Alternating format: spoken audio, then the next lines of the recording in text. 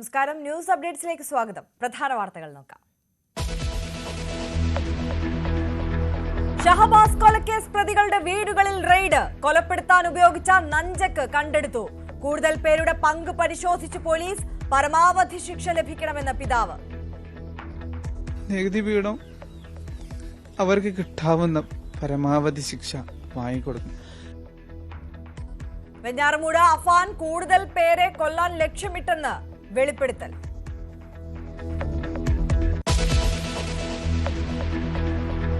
മഴയത്തും ചോരാത്ത സമരവീര്യം. ആശാവർക്കർമാരുടെ സമരത്തിന് കെട്ടിയ ടാർപ്പ അഴിച്ച് പോലീസ്. പിന്നോട്ടില്ലെന്ന് സമരക്കാർ. മഴയൊന്നും പ്രശ്നമല്ല, പക്ഷേ നമ്മുടെ ഭരണകൂടം ഇങ്ങനെ ചെയ്യുന്നത് ഈ 20 ദിവസമായിട്ട് ഇവിടെ ഈ പെരുമഴയത്തും വെയിലത്തൊക്കെ ഇരിക്കുമ്പോൾ ഇതൊരു കണ്ണില്ലാത്തൊരു ക്രൂരത തന്നെയാണ്. പിന്തുണയുമായി വീണ്ടും സുരേഷ് ഗോപി.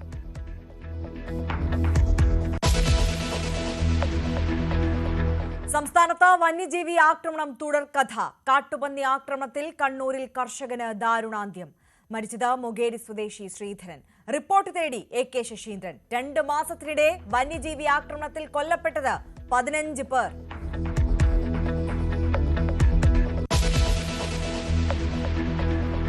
ജോർദാനിൽ നിന്ന് ഇസ്രായേലിലേക്ക് അനധികൃതമായി കടക്കാൻ ശ്രമിച്ച മലയാളി വെടിയേറ്റു മരിച്ചു. കൊല്ലപ്പെട്ടത് തുമ്പ സ്വദേശി.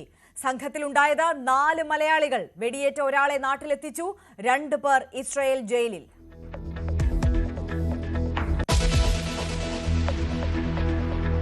ചന്ദ്രനെ തൊട്ട് ബ്ലൂ ഗോസ്റ്റ്. ലാൻഡിംഗ് പ്രക്രിയ നീണ്ടത് 63 മിനിറ്റ്. മനുഷ്യവാസം സാധ്യമോ എന്നത് പഠിക്കുക ലക്ഷ്യം. ഉപഗ്രഹം അയച്ചത് സ്പേസ് എക്സ്.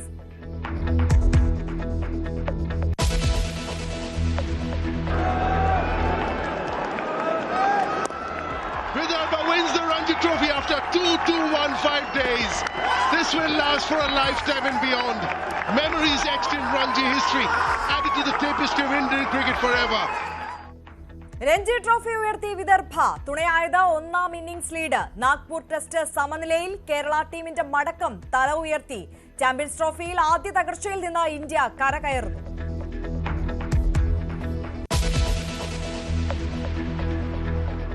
വിശദമായ റിപ്പോർട്ടുകളിലേക്ക്. കോഴിക്കോട് താമരശ്ശേരിയിൽ 10ാം ക്ലാസ് വിദ്യാർത്ഥി ഷഹബാസിന്റെ കൊലപാതകത്തിൽ കൂടുതൽ തെളിവുകൾ ശേഖരിച്ച് പോലീസ്. കേസിലെ പ്രതികളായ വിദ്യാർത്ഥികളുടെ വീടുകളിൽ റെയ്ഡ് നടത്തിയ പോലീസ് ഷഹബാസിനെ കൊലപ്പെടുത്താൻ ഉപയോഗിച്ച നഞ്ചക്ക് കണ്ടെടുത്തു. 4 മൊബൈലുകളും പിടിച്ചെടുത്തു. 10ാം ക്ലാസ് പരീക്ഷ എഴുതിക്കാനായി പ്രതികളെ നാളെ സ്കൂളിൽ എത്തിക്കും. ഫെയർവെൽ പാർട്ടി നടന്നപ്പോഴും സംഘർഷമുണ്ടായപ്പോഴും സംഭവസ്ഥലത്തുണ്ടായിരുന്ന വിദ്യാർത്ഥികളുടെയും സമീപത്തെ കടകളിൽ ആ സമയത്തുണ്ടായിരുന്ന ആളുകളുടെയും മൊഴി രേഖപ്പെടുത്തും. സംഘർഷമുണ്ടായ ട്യൂഷൻ സെന്ററിന് സമീപത്തെ റോഡുകളിലെ CCTV ദൃശ്യങ്ങൾ മുഴുവൻ പോലീസ് ശേഖരിച്ചിട്ടുണ്ട്. ഷഹബാസിന്റെ കൊലപാതകം ആസൂത്രിതമാണെന്ന ആരോപണവുമായി കുടുംബം രംഗത്തെത്തിയതിന് പിന്നാലെയാണ് പോലീസിന്റെ നിർണായക നീക്കം. പ്രതികൾ രാഷ്ട്രീയ സ്വാധീനമുള്ളവരാണെന്നും രക്ഷപ്പെടാൻ അനുവദിക്കരുതെന്നും ഷഹബാസിന്റെ അച്ഛൻ ഇക്ബാൽ. പ്രതികൾക്ക് പരമാവധി ശിക്ഷ നൽകണം. അവർക്ക് കിട്ടാവുന്ന പരമാവധി ശിക്ഷ വാങ്ങിക്കൊടുക്കും. സ്വാധീനിച്ച് അതിൽ പങ്കെടുത്ത ഈ പ്രശ്നമായിട്ട് പങ്കെടുത്ത ആളുകളിൽ ഞാൻ അറിയാൻ കഴിഞ്ഞത് രാഷ്ട്രീയത്തിൽ വളരെ പിടിപാടുള്ള ആളുകളാണ്. അവർ സ്വാധീനിച്ച് അവരെ മക്കൾ അവർ രക്ഷിച്ചു കൊണ്ടുപോകും. വീണ്ടും ഈ ഒരു സ്റ്റേജിലേക്ക് തന്നെയാണ് എത്താൻ കാണുന്നത്. പലരും അതാണ് പറയുന്നത്.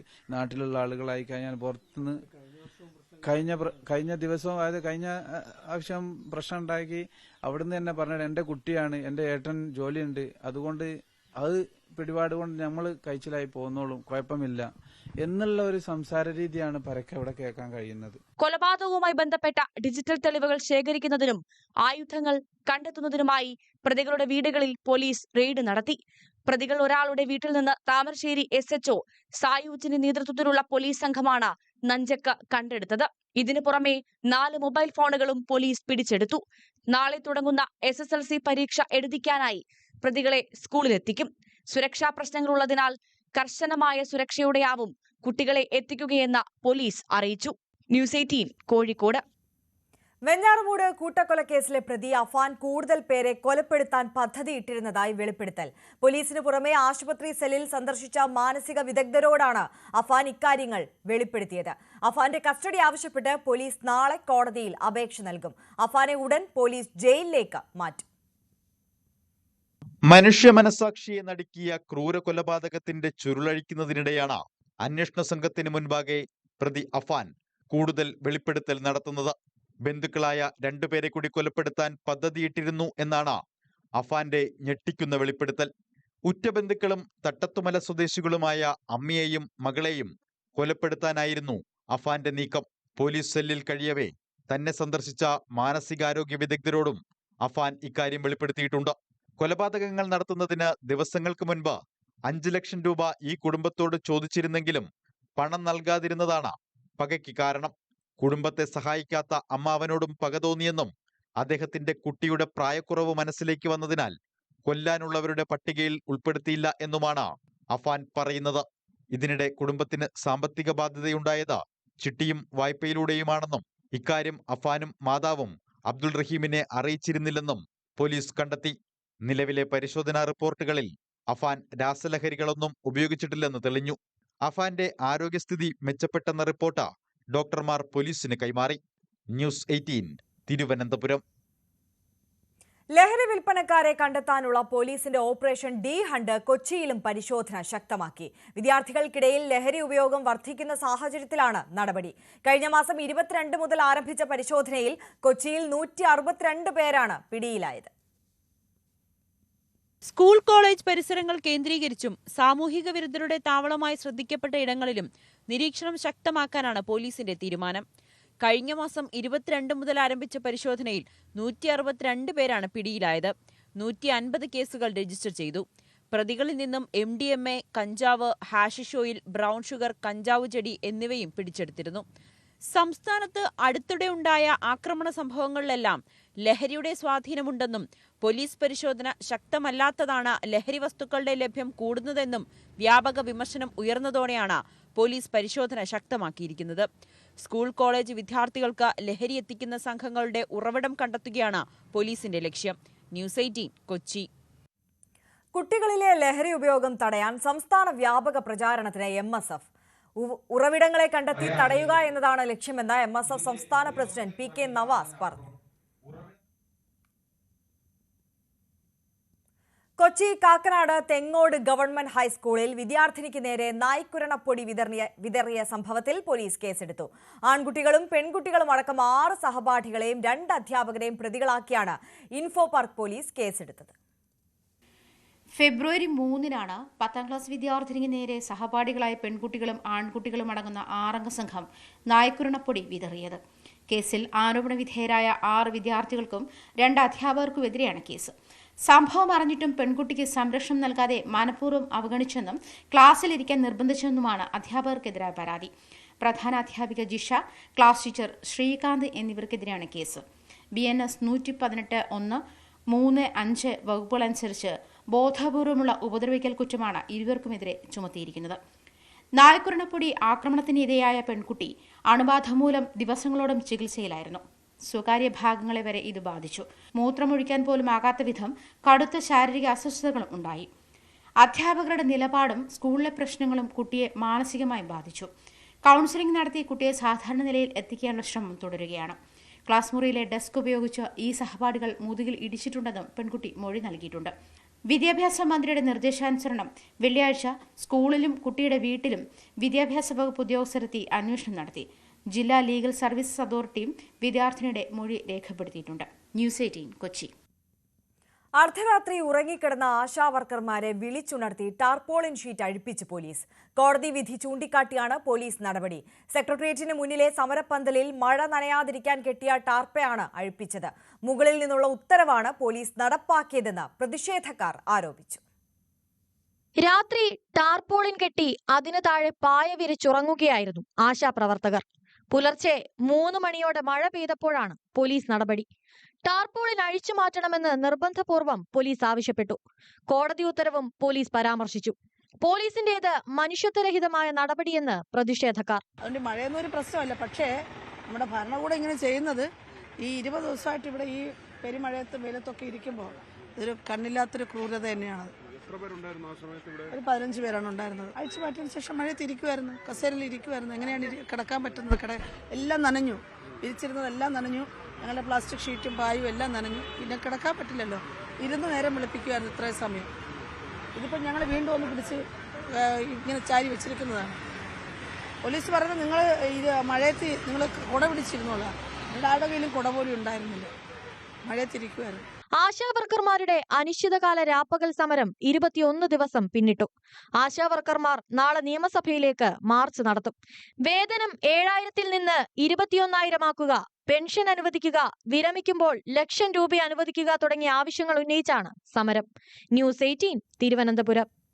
കണ്ണൂരിൽ കാട്ടുപന്നി ആക്രമണത്തിൽ കർഷകന് ദാരുണാന്ത്യം. മുകേരി വള്ളിയായി സ്വദേശി ശ്രീധരനാണ് മരിച്ചത്. സംസ്ഥാനത്ത് 2 മാസത്തിനിടെ 15 പേരാണ് വന്യജീവി ആക്രമണത്തിൽ കൊല്ലപ്പെട്ടത്. കാട്ടാന, കടുവ, പുലി, കാട്ടുപന്നി കാടിറങ്ങുന്ന വന്യതയിൽ ജീവൻ പൊലിയുന്നവരുടെ എണ്ണം ഏറുകയാണ്. ഏറ്റവും ഒടുവിലത്തെ ഇര കണ്ണൂർ മൊകേരി പഞ്ചായത്തിലെ വള്ളിയായി സ്വദേശി ശ്രീധരൻ. പാട്യം പഞ്ചായത്തിലെ മുതിയങ്ങയിൽ രാവിലെ 9 മണിയോടെയാണ് ആക്രമണമുണ്ടായത്. കൃഷിയിടത്തിലെത്തിയ ശ്രീധരനെ കാട്ടുപന്നി കുത്തിവീഴ്ത്തുകയായിരുന്നു. നിലവിളി കേട്ട് ഓടിയെത്തിയപ്പോൾ കാട്ടുപന്നി വീണ്ടും ശ്രീധരനെ ആക്രമിക്കുന്നതാണ് അയൽവാസികൾ കണ്ടത്. ദേഹമാസകലം ചോര പടർന്ന നിലയിലായിരുന്നു. കാലത്ത് 9 മണിക്ക് അങ്ങനെയാണ് പാട്യം പഞ്ചായത്തിലെ മുതിയങ്ങ വയലിലാണ് പന്നീൻ്റെ കുത്തേറ്റ്. അപ്പോൾ ആൾക്കാർ ഞങ്ങൾ വൈരം കേൾക്കുന്നില്ല. എന്നാൽ ശരിക്കും കാര്യം അറിയില്ല. പറഞ്ഞുകൊണ്ട് പാഞ്ഞുകൂടി പോയി കഴിഞ്ഞാൽ പന്നീനടക്കം കണ്ടില്ല. പന്നി ഇങ്ങനെ കുത്തിക്കൊണ്ടിരിക്കുന്നു. ഉടൻ തന്നെ ആശുപത്രിയിലേക്ക് കൊണ്ടുപോയെങ്കിലും വഴിമധ്യേ മരണം സംഭവിച്ചു. ഇവിടെ ഈ ഭാഗത്ത് പന്നികളുടെ അക്രമം കൃഷിയിടങ്ങളൊക്കെ നശിപ്പിക്കാറുണ്ട് എന്ന് കർഷകർ ഇപ്പം പറയുന്നുണ്ട്. കൂടെ ഉണ്ടായിരുന്നവരൊക്കെ ഇങ്ങനെ പറയുന്നുണ്ട്. സ്ഥിരമായിട്ട് കാട്ടുപന്നിയുടെയൊക്കെ ആക്രമണത്താൽ കർഷകർ ഏറെ ബുദ്ധിമുട്ടിയിരുന്ന പ്രദേശം കൂടിയാണ് ഈ പ്രദേശം. കാട്ടുപന്നി ശല്യം രൂക്ഷമായ പ്രദേശത്ത് ഇതിനു മുൻപും ആക്രമണം ഉണ്ടായിട്ടുണ്ട്. ശ്രീധരൻ ഉൾപ്പെടെ കഴിഞ്ഞ 60 ദിവസത്തിനിടെ വന്യജീവി ആക്രമണത്തിൽ 15 പേർക്കാണ് സംസ്ഥാനത്ത് ജീവൻ നഷ്ടമായത്. ന്യൂസ് 18 കണ്ണൂർ. അട്ടപ്പാടി പാലൂർ ആനക്കട്ടി ഊരിൽ വനാതിർത്തിയോട് ചേർന്ന് മേയാൻ വിട്ടിരുന്ന കാളയെ കാട്ടാന കുത്തിക്കൊന്നു. പാലൂർ സ്വദേശി ബാലന്റെ കാളയാണ് ആന കുത്തിയതായി സ്ഥിരീകരിച്ചത്. മേയാൻ വിട്ട കാള തിരികെ വരാതിരുന്നതിനെ തുടർന്ന് നടത്തിയ അന്വേഷണത്തിലാണ് ആനയുടെ ആക്രമണം സ്ഥിരീകരിച്ചത്. 6 ആനകളുടെ കൂട്ടമാണ് ജനവാസ മേഖലയിൽ തമ്പടിച്ചിരിക്കുന്നത്. കാള ചത്തത് ആനയുടെ ആക്രമണത്തിലെന്ന് വനംവകുപ്പിന്റെ പരിശോധനയിലും തെളിഞ്ഞു. ഇസ്രായേലിൽ ജോലി തേടിപ്പോയ മലയാളി വെടിയേറ്റ് കൊല്ലപ്പെട്ടു. തുമ്പ സ്വദേശി തോമസ് ഗബ്രിയേലാണ് മരിച്ചത്. 4 പേരടങ്ങുന്ന മലയാളി സംഘമാണ് ഇസ്രായേലിലേക്ക് പോയത്. ജോർദാനിൽ നിന്ന് ഇസ്രായേലിലേക്ക് അനധികൃതമായി കടക്കുന്നതിനിടെയാണ് വെടിയേറ്റത്. തോമസും ഭാര്യ സഹോദരൻ എഡിസനും ഉൾപ്പെടെ 4 മലയാളികളാണ് സംഘത്തിലുണ്ടായിരുന്നത്. കാലിന് വെടിയേറ്റ എഡിസൺ കഴിഞ്ഞ ദിവസം നാട്ടിലെത്തി. നമ്മളിവിടെ നിന്ന് കൊണ്ടുപോയതാണ്, തൊഴിൽ തേടി ഇങ്ങനെ കൂടെന്ന് പറഞ്ഞിട്ട് കൊണ്ടുപോയതാണ്. നമ്മളിവിടെ നിന്ന് 4 പേരാണ് പോയത്. ഞാനും എൻ്റെ അളിയനും വേറെ 2 പേര്. ജോലി വാങ്ങിച്ചു തരുമെന്ന് പറഞ്ഞിട്ടാണ് കൊണ്ടുപോയത്. എന്ത് ജോലിയാണെന്നൊന്നും പറഞ്ഞില്ല. എന്ത് ജോലി ചെയ്യാനുള്ള ഇതിലാണ് നമ്മൾ പോയത്. കൊണ്ടുപോയ ആളിനെ അറിയാം. നമ്മൾ 2 ലക്ഷം രൂപ കൊടുത്തായി. ശ്രീലങ്കൻ പൗരന്മാർ ഉൾപ്പെടെ ഇവരുടെ സംഘത്തിലുണ്ടായിരുന്നു. മലയാളികളായ 2 പേർ ഇപ്പോൾ ജയിലിലാണ്. തോമസിന്റെ ഭൗതികദേഹവും ജയിലിലുള്ളവരെയും നാട്ടിലെത്തിക്കണമെന്നാണ് കുടുംബത്തിന്റെ ആവശ്യം. 2 ലക്ഷം രൂപ ഏജന്റിന് നൽകിയായിരുന്നു യാത്ര. ജോർദാനിലാണ് ഇവരെ ആദ്യം എത്തിച്ചത്. ഇതിനകത്ത് മനുഷ്യക്കടത്ത് നടത്തുന്ന ചില ഏജൻസികളുണ്ട്. കേരളത്തിലെ പല ആളുകൾക്ക് ഇതുപോലെയുള്ള അവസ്ഥ വരുമ്പോൾ അവരൊക്കെ നിസ്സഹായരെന്നുള്ള നിലയിൽ, ചെറുപ്പക്കാർ എന്നുള്ള നിലയിൽ എന്തെങ്കിലും തൊഴിൽ കിട്ടും എന്ന് പറഞ്ഞ് ഉള്ള പ്രചരണത്തിന്റെ പേരിലാണ് ഇവരൊക്കെ ചെന്ന് വെട്ടിൽ ചാടുന്നത്. വെട്ടിൽ വീണ് കഴിഞ്ഞ് ആണ് ഇവരൊക്കെ ഈ ഇത്തരം കാര്യങ്ങൾക്ക് വേണ്ടി ബന്ധപ്പെടുന്നത്. ഇന്ത്യൻ എംബസിയിൽ നിന്ന് അറിയിപ്പ് കിട്ടിയപ്പോഴാണ് തോമസ് മരിച്ചതായി വിവരം ലഭിച്ചത്. മനുഷ്യക്കടത്ത് സംഘത്തിന്റെ ഇടപെടൽ സംബന്ധിച്ച് കേന്ദ്ര ഏജൻസികൾ അന്വേഷണം ആരംഭിച്ചു. ഫെബ്രുവരി 10-നാണ് ജോർദാൻ അതിർത്തി കടക്കുന്നതിനിടെ സുരക്ഷാ സേനയുടെ വെടിയേറ്റ് തോമസ് മരിച്ചത്. തലയ്ക്ക് വെടിയേറ്റ തോമസ് തൽക്ഷണം മരിച്ചെന്നും എംബസി അറിയിച്ചു. ന്യൂസ് 18 തിരുവനന്തപുരം. ചാന്ദ്ര പര്യവേക്ഷണ പേടകം ബ്ലൂ ഗോസ്റ്റ് ചന്ദ്രനിൽ ഇറങ്ങി. പേടകത്തിന്റെ 4 കാലുകളും ചന്ദ്രോപരിതലത്തിൽ ഉറപ്പിക്കാനായെന്ന് സ്ഥിരീകരിച്ചു. കഴിഞ്ഞ ജനുവരി 15-ന് നാസയുടെ സഹായത്തോടെ സ്പേസ് എക്സ് വിക്ഷേപിച്ച ബ്ലൂ ഗോസ്റ്റ് സ്വകാര്യ ഉപഗ്രഹം ചന്ദ്രസമതലമായ മേർ ക്രുസിയത്തിലാണ് ഇറങ്ങിയത്. ചാന്ദ്ര പര്യവേക്ഷണവും ചന്ദ്രനിൽ മനുഷ്യന്റെ സ്ഥിര സാന്നിധ്യത്തിനുള്ള സാധ്യതാ പഠനവും ലക്ഷ്യമിട്ടുള്ളതാണ് ബ്ലൂ ഗോസ്റ്റ്. ചന്ദ്രന്റെ ഉൾഭാഗത്തെ താപപ്രവാഹത്തെക്കുറിച്ചും പഠനം നടത്തും. ഫ്രാൻസിസ് മാർപ്പാപ്പയുടെ ആരോഗ്യനിലയിൽ നേരിയ പുരോഗതി. വെന്റിലേഷൻ സഹായം തുടരുകയാണെങ്കിലും ശ്വാസകോശ അണുബാധ ഭേദമായിട്ടുണ്ട്. എന്നാൽ ശ്വാസതടസ്സവും ചുമയും ഉള്ളതിനാൽ ഇടയ്ക്കിടെ വെന്റിലേഷൻ സഹായം വേണ്ടിവരുന്നുണ്ട്. ഇന്നലെ അദ്ദേഹം സ്വയം ഭക്ഷണം കഴിച്ചെന്നും പത്രം വായിച്ചെന്നും വത്തിക്കാൻ അറിയിച്ചു. റെസ്പിറേറ്ററി ഫിസിയോതെറാപ്പി തുടരുകയാണ്. ജമേലി ആശുപത്രിയിലെ ജീവനക്കാർ ഫ്രാൻസിസ് മാർപ്പാപ്പയ്ക്കായി പ്രാർത്ഥന നടത്തി. തുടർച്ചയായി 3ാമത്തെ ഞായറാഴ്ചയാണ് സെന്റ് പീറ്റേഴ്സ് ബസലിക്കയിൽ പ്രാർത്ഥനാ ചടങ്ങുകളിലും വിശ്വാസികളോടൊപ്പം പോപ്പ് പങ്കെടുക്കാതിരിക്കുന്നത്. ഫെബ്രുവരി 14-നാണ് ആരോഗ്യനില മോശമായതിനെ തുടർന്ന് 88-കാരനായ പോപ്പിനെ ആശുപത്രിയിൽ പ്രവേശിപ്പിച്ചത്. ഗാസയിലേക്കുള്ള മാനുഷിക സഹായങ്ങൾ നിർത്തിവെച്ച ഇസ്രായേൽ. 1ാം ഘട്ട വെടിനിർത്തൽ ധാരണ നീട്ടാനുള്ള ഇസ്രായേലിന്റെ നിർദ്ദേശം ഹമാസ് തള്ളിയതിന് പിന്നാലെയാണ് തീരുമാനം.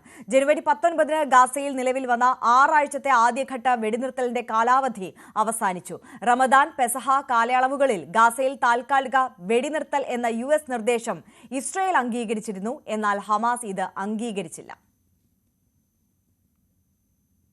ട്രംപ് സെലൻസ്കി പരസ്യ തർക്കത്തിൽ സെലൻസ്കിക്ക് പരസ്യ പിന്തുണ നൽകുമ്പോഴും യുക്രൈൻ അമേരിക്ക ബന്ധം പുനഃസ്ഥാപിക്കണമെന്ന നിലപാടിലാണ് നാറ്റോ. സാമ്പത്തിക ലക്ഷ്യത്തിൽ അമേരിക്കൻ പ്രസിഡന്റ് ഡൊണാൾഡ് ട്രംപ് ബോധപൂർവം നാടകം കളിച്ചതാണെന്ന് കരുതുന്ന കൂടുതൽ യൂറോപ്യൻ രാജ്യങ്ങൾ യുക്രൈന് പരസ്യ പിന്തുണ പ്രഖ്യാപിച്ചു. You're not in a good position. You don't have the cards right now. With us, you start having cards. Right now, you don't. You're playing cards. American president Donald ട്രംപും Ukraine president Vladimir സെലൻസ്കിയും തമ്മിലുള്ള തർക്കത്തിൽ യുക്രൈന് തുറന്ന പിന്തുണ നൽകുകയാണ് European യൂണിയനിലെ പ്രധാന രാജ്യങ്ങൾ. എന്നാൽ ബന്ധം പുനഃസ്ഥാപിക്കേണ്ടതിന്റെ അനിവാര്യത കൂടി നാറ്റോ ഓർമ്മപ്പെടുത്തുന്നു. അമേരിക്കൻ പ്രസിഡന്റുമായുള്ള ബന്ധം പുനഃസ്ഥാപിക്കാൻ വഴി കണ്ടെത്തുക പ്രധാനമാണെന്ന് നാറ്റോ മേധാവി മാർക്ക് റൂട്ടെ പറഞ്ഞതായി റോയിട്ടേഴ്സ് റിപ്പോർട്ട് ചെയ്യുന്നു. അവസരം മുതലാക്കി യുക്രൈനെയും സെലൻസ്കിയും തള്ളിപ്പറഞ്ഞ റഷ്യ സെലൻസ്കിയുടെ നിലപാടിനെതിരെ ട്രംപിനെ പിന്തുണച്ച് രംഗത്തു വന്നു. ട്രംപിന്റെ അസാധാരണ നയതന്ത്ര രീതിയോടുള്ള വിയോജിപ്പ് പ്രകടിപ്പിക്കുകയാണ് യൂറോപ്യൻ യൂണിയനിലെ രാജ്യങ്ങൾ. യുക്രൈന്റെയും നാറ്റോ സൈനിക സഖ്യത്തിന്റെയും സാമ്പത്തിക ഉത്തരവാദിത്വത്തിൽ നിന്ന് പിന്മാറാനുള്ള ട്രംപിന്റെ നാടകമാണിതെന്നും വിലയിരുത്തുന്നു. പുതിയ സാഹചര്യത്തിൽ യുക്രൈനായി UK 2.26 ബില്യൺ പൗണ്ട് വായ്പ അനുവദിച്ചു. മരവിപ്പിച്ച റഷ്യൻ ആസ്തികൾ ഉപയോഗിച്ചാണ് പ്രതിരോധശേഷി ശക്തിപ്പെടുത്താനായി വായ്പ നൽകിയത്. യൂറോപ്പ് ഒരു വലിയ ചരിത്ര പരീക്ഷണത്തെ നേരിടുകയാണെന്നും സ്വയം പ്രതിരോധിക്കാൻ പ്രാപ്തരാകണമെന്നും മറ്റാരും അത് ചെയ്യില്ലെന്നും പുതിയ സാഹചര്യത്തെക്കുറിച്ച് ചെക്ക് പ്രധാനമന്ത്രി പീറ്റർ ഫിയാലെ പറഞ്ഞു.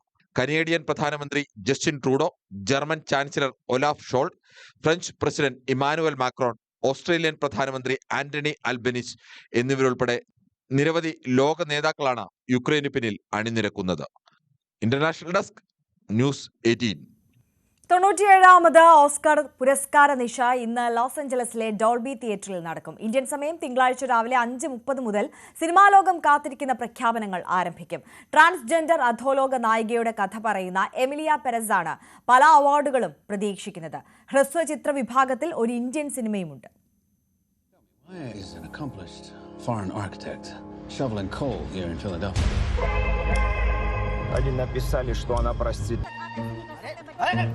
Security! The best way to bring folks together. സിനിമാ ലോകം ആകാംക്ഷയിൽ കാത്തിരിക്കുന്ന ഓസ്കർ പ്രഖ്യാപനത്തിന് ഇനി മണിക്കൂറുകൾ മാത്രം ബാക്കി. ചടങ്ങിന്റെ പ്രധാന ആകർഷണം എമിലിയ പെരസ് എന്ന ചിത്രം തന്നെയാണ്. കാരണങ്ങൾ രണ്ടാണ്. 13 നോമിനേഷനുകളുമായിട്ടാണ് 97ാമത് ഓസ്കർ പുരസ്കാര നിശയിലേക്ക് എമിലിയ പെരസ് കുതിക്കുന്നത്. ഇംഗ്ലീഷ് ഇതര ഭാഷാ സിനിമയ്ക്ക് ഇത്രയധികം നാമനിർദ്ദേശം ലഭിക്കുന്നത് ഇതാദ്യമായിട്ടാണ്. ചിത്രത്തിലെ പ്രകടനത്തിൽ ട്രാൻസ്ജെൻഡർ കാർലോ സോഫിയ ഗാസ്കോണിന് മികച്ച നടിക്കുള്ള പുരസ്കാരം കൂടി നേടാനായാൽ അതും ചരിത്രമായി മാറും. ട്രാൻസ്ജെൻഡർ അധോലോക നേതാവിന്റെ കഥ പറയുന്ന ചിത്രത്തിൽ പ്രധാന കഥാപാത്രത്തെ കാർലോയാണ് അവതരിപ്പിച്ചത്. Are you English? No, I'm not English. Why? No, because you are pretty.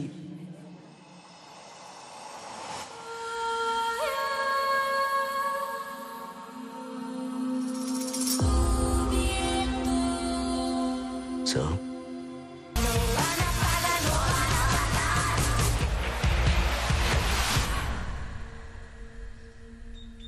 The substance എന്ന ചിത്രത്തിലെ പ്രകടനത്തിൽ ഡെമി മൂറിനാണ് മികച്ച നടിക്കുള്ള സാധ്യതാ പട്ടികയിൽ മുൻപന്തിയിൽ. ഫെർണാണ്ടോ ടോറസ്, മൈക്കി മാഡിസൺ, സിന്ധ്യ എറീവോ എന്നീ നടിമാർക്കാണ് നോമിനേഷൻ ലഭിച്ച മറ്റ് താരങ്ങൾ. കാര്യങ്ങൾ എളുപ്പമല്ല ഈ വിഭാഗത്തിൽ. ദ ബ്രൂട്ടലിസ്റ്റ്, വിക്കഡ് എന്നീ സിനിമകൾക്ക് 10 നാമനിർദ്ദേശം വീതം ലഭിച്ചു. ദ ബ്രൂട്ടലിസ്റ്റ് എന്ന ചിത്രത്തിലൂടെ ഏഡ്രിയൻ ബ്രോഡി മികച്ച നടനാകാനുള്ള സാധ്യതകളും ഏറെയാണ്. പ്രശംസകൾ വാരിക്കൂട്ടിയ പ്രകടനത്തിന് മേൽ സിനിമാ ലോകം വലിയ സാധ്യതകൾ കാണുന്നു.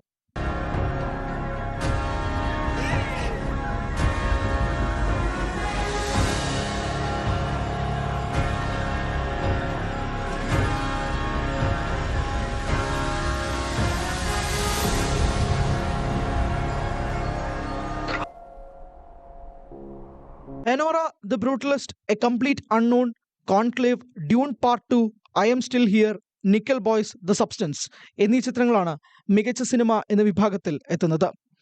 ഇന്ത്യൻ പ്രേക്ഷകർ ഉറ്റുനോക്കുന്നത് അനൂജയിലേക്കാണ്.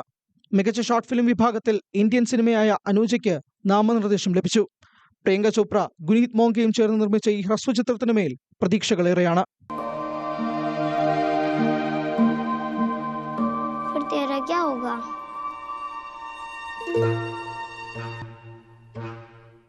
എമി അവാർഡ് ലഭിച്ച ടെലിവിഷൻ അവതാരകനും ഹാസ്യ നടനുമായ കോനൻ ഒബ്രയനാണ് ചടങ്ങിന്റെ പ്രധാന അവതാരകൻ. ജനുവരി 23 നാമനിർദ്ദേശങ്ങൾ പ്രഖ്യാപിച്ചത്. കാത്തിരിക്കാം സിനിമാ ലോകത്തിന്റെ അവസാന വിധിയിലേക്ക്. Entertainment desk, news 18. Ranji trophy വിദർഭയ്ക്ക്.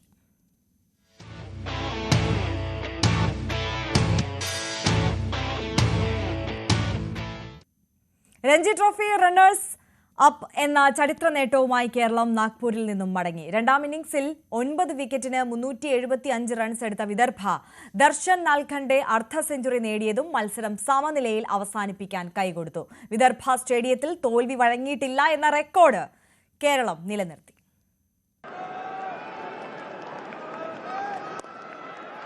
Vidarbha wins the Ranji Trophy after 2-2-1-5 days. This will last for a lifetime and beyond. Memories etched in Ranji history, added to the tapestry of Indian cricket forever. അട്ടിമറികളൊന്നും സംഭവിച്ചില്ല. വിദർഭ തന്നെ ചാമ്പ്യന്മാർ. What a moment it is. Yes, the IDFC First Bank Ranji Trophy season 2024-25. Vidarbha are the champions. പക്ഷേ തലയെടുപ്പോടുകൂടിയാണ് കേരളം നാഗ്പൂരിൽ നിന്നും മടങ്ങുന്നത്. Indian ക്രിക്കറ്റിന്റെ അമരത്ത് നമ്മുടെ കുഞ്ഞു സംസ്ഥാനമുണ്ട് എന്ന് ബോധ്യപ്പെടുത്തി ഈ സംഘം. Wonderful journey it has been. For the very first time in the history of Ranji Trophy, Kerala has got to the final. Vidarbha സ്റ്റേഡിയത്തിൽ ബാറ്റിംഗ് ദുഷ്കരമെങ്കിലും കിരീടം നഷ്ടമാകരുത് എന്ന ഉറച്ച തീരുമാനമുണ്ടായിരുന്നു ആതിഥേയർക്ക്. കരുൺ നായരുടെ വിക്കറ്റ് നഷ്ടമായെങ്കിലും പിന്നീടെത്തിയ ഓരോരുത്തരും കേരളത്തിന്റെ പ്രതീക്ഷകളെ ഇല്ലാതാക്കി. ഫൈനലിൽ എത്തിയപ്പോൾ തന്നെ ചരിത്രത്തിൽ ഇടം പിടിച്ച കേരളം മികച്ച പോരാട്ടം കാഴ്ചവെച്ചാണ് ഇന്ത്യൻ ക്രിക്കറ്റിൽ ശ്രദ്ധേയ സാന്നിധ്യമായി മാറുന്നത്. നാഗ്പൂരിലെ ഈ സ്റ്റേഡിയത്തിൽ നിന്ന് കിരീടവുമായി മടങ്ങിയത് വിദർഭയാണ്. പക്ഷേ ഇന്ത്യൻ ക്രിക്കറ്റ് ഉറ്റുനോക്കുന്നത് കേരളത്തിലേക്കാണ്. കാരണം കേരളം എന്ന ഈ ടീം ഇത്രമാത്രം ചരിത്രപരമായിട്ടുള്ള മുന്നേറ്റം നടത്തുമെന്ന് ആരും കരുതിയതല്ല. വിദർഭ ക്രിക്കറ്റ് അസോസിയേഷൻ സ്റ്റേഡിയത്തിൽ നിന്നും ക്യാമറാമാൻ ബിപിൻ മുരളിക്കൊപ്പം എൽദോപോൾ പുതുശ്ശേരി, ന്യൂസ് 18.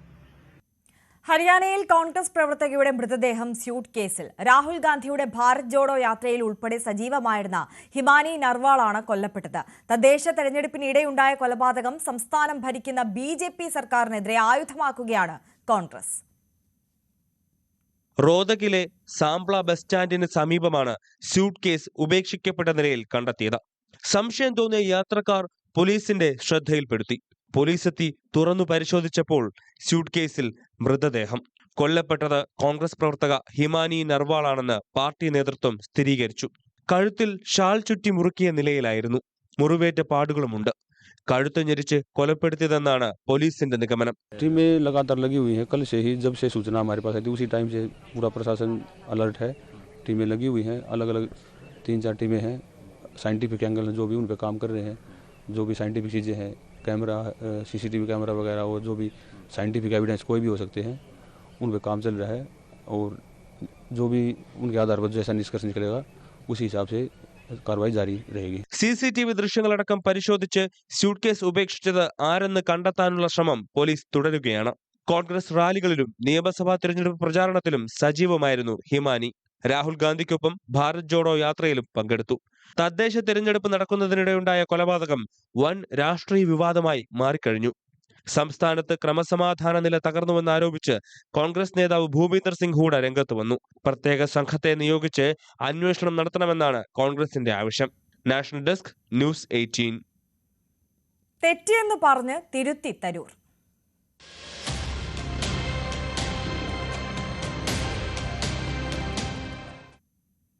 കേരളത്തിന്റെ വ്യവസായ വളർച്ച സംബന്ധിച്ച മുൻ നിലപാട് മാറ്റി തരൂർ. റിപ്പോർട്ടിലുള്ളതല്ല കേരളത്തിലെ യഥാർത്ഥ സ്റ്റാർട്ടപ്പ് വളർച്ച എന്ന് ബോധ്യമായെന്നാണ് തരൂരിന്റെ ട്വീറ്റ്.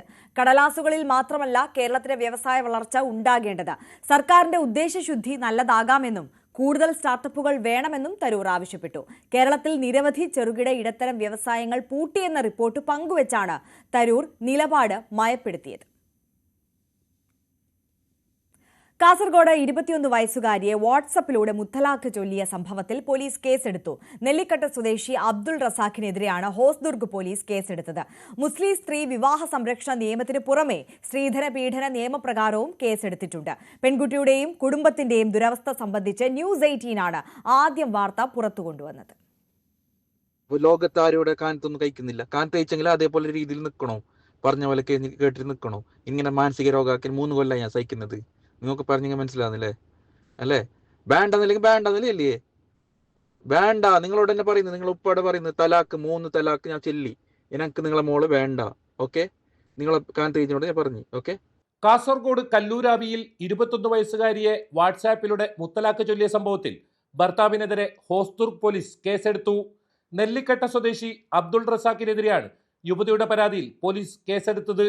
മുസ്ലിം സ്ത്രീ വിവാഹ സംരക്ഷണ നിയമപ്രകാരമാണ് മുത്തലാഖിൽ കേസ്. ഇതിനു പുറമെ സ്ത്രീധന പീഡന നിയമപ്രകാരവും കേസെടുത്തിട്ടുണ്ട്.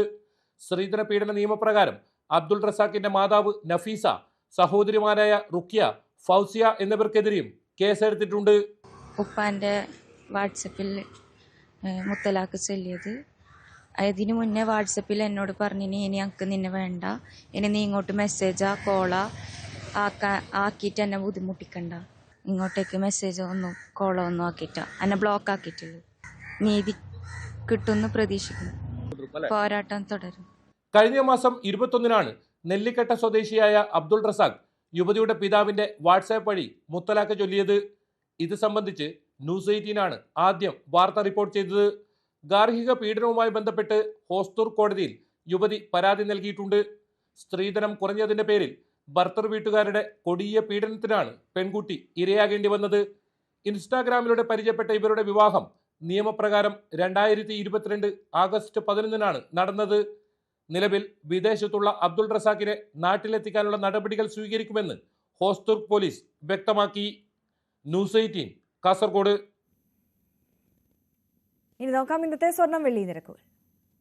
കവിത ഗോൾഡ് ആൻഡ് ഡയമണ്ട്സ് ഇന്നത്തെ സ്വർണം വെള്ളി നിരക്കുകൾ നിങ്ങൾക്കായി സമർപ്പിച്ചത് Kavitha gold and diamonds. Choose your special. സ്വർണം 22 ക്യാരറ്റ് ഗ്രാമിന് 7,940 രൂപ, പവന് 63,520 രൂപ. സ്വർണം 18 ക്യാരറ്റ് ഗ്രാമിന് 6,540 രൂപ, പവന് 52,320 രൂപ. വെള്ളി ഗ്രാമിന് 104 രൂപ, കിലോഗ്രാമിന് 1,04,000 രൂപ. കവിത ഗോൾഡ് ആൻഡ് ഡയമണ്ട്സ് ഇന്നത്തെ സ്വർണം വെള്ളി നിരക്കുകൾ നിങ്ങൾക്കായി സമർപ്പിക്കുന്നത് Kavitha gold and diamonds. Choose your special. Bulletin പൂർണ്ണമാകുന്നു. ഇടവേളയ്ക്ക് ശേഷം കാണാം ഫാസ്റ്റ് ന്യൂസ്. ദിൽനെ എത്തും. നമസ്കാരം.